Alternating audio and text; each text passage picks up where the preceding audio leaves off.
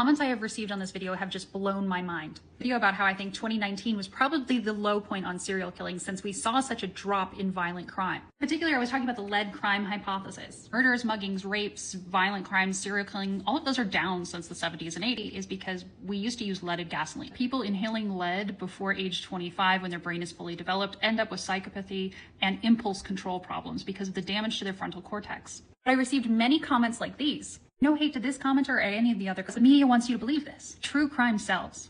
We just haven't had serial killers the way we once had in the 1970s and the 1980s. One of the reasons you might think this is because it is actually hard to find homicide and missing persons data prior to 1990. This chart goes back to 1985, so you can see that in 1988 it was much higher than it was in even 2020 when everything spiked during COVID. This is a manual for training federal law enforcement. So here you can see that the peak was actually in 1980.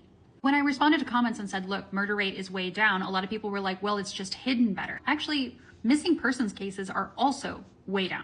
We actually have a good database on this until 1990. Count the onboarding era, then basically the trend is just downward. And interestingly, if you go to this website and you look at this, at any given time there are 100,000 missing people in the United States. About 600,000 annual reports. I tried to look up what that number was in the 70s and 80s. From what I can tell, that is actually a completely unknown number.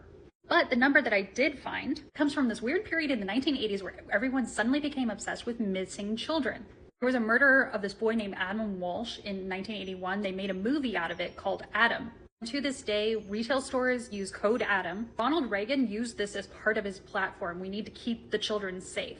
Which is actually fair because they had to run public service announcements on television every night with the nightly news. It's 10 p.m. It's 11 p.m. Do you know where your children are? Because all these parents of Gen Xers who themselves had inhaled way too much lead as children didn't care where their children were at 10 or 11 p.m. at night. The media was claiming at the time that 1.5 million children per year disappeared in the United States. And now only 600,000 people go missing annually of all ages. Now, admittedly, Wikipedia said that number was misleading, so I followed all the links. A lot of the links are just talking about how it was rhetoric, but they're not actually giving the real number. This was the only paper that really talked about what the real number is, and the only way that this statistic was misleading is they're saying that most of these disappearances are not actual kidnappings. But that 1.5 million children reported missing annually number was actually not disputed. Like looks like it might have been legit. So the reason that there is still so much crime is that there are way more overdose deaths, and it's becoming apparent that there is a lot more human trafficking than we initially thought. So it is possible that there are some people that are not being reported missing, but overall the number of missing persons report is way down, and the number of murders is also way down, and violent acts in general. But just keep in mind that the media is selling you true crime.